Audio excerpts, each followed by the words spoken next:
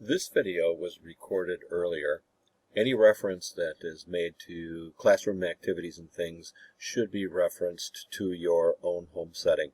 So what I'm saying is that whatever I'm telling you to do in class, please consider that you should be doing this at home. Well, welcome to Color Theory. This is your first project. For this first project, I want everyone to bring as many color magazines as they possibly can. During the first 2 weeks, we'll be creating what is known as hue studies. In order to do this, we will need to cut up the magazines. I will want you to locate large fields of color in the magazine images and cut them out into roughly 1/2 to 3/8 inch squares.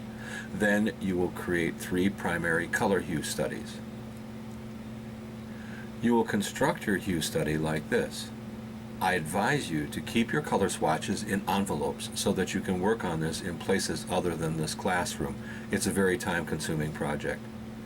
You will need a sheet of white cardstock, a cutting mat, an X-Acto knife, and a glue stick. Here, I'm about ready to complete the upper left-hand corner of my hue study with the color chips. You should cut your white cardstock material into 8 inches wide by 10.5 inches high. This is so that you can fit it inside the sleeve for your 3-ring binder. The dimensions that I want you to use to create the quadrants are shown here. They are 3 inches by 3 inches per quadrant, with the center of the overall 4 quad being at the 4-inch mark, with 3 inches either side of center. The overall quadrants are thus 6 by 6 inches, and it is positioned 2 inches down from the top of the page.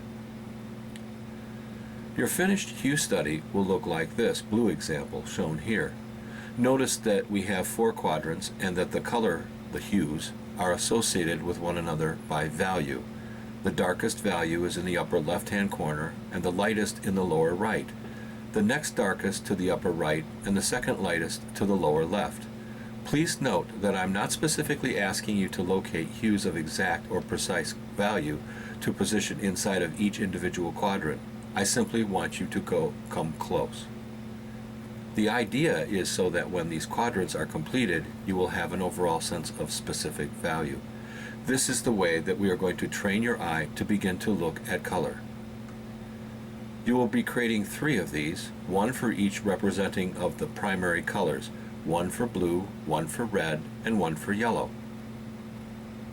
Also be sure that your 3 boards have your name, the hue study assignment, and the specific color information in the lower left-hand corner of each board, as shown here.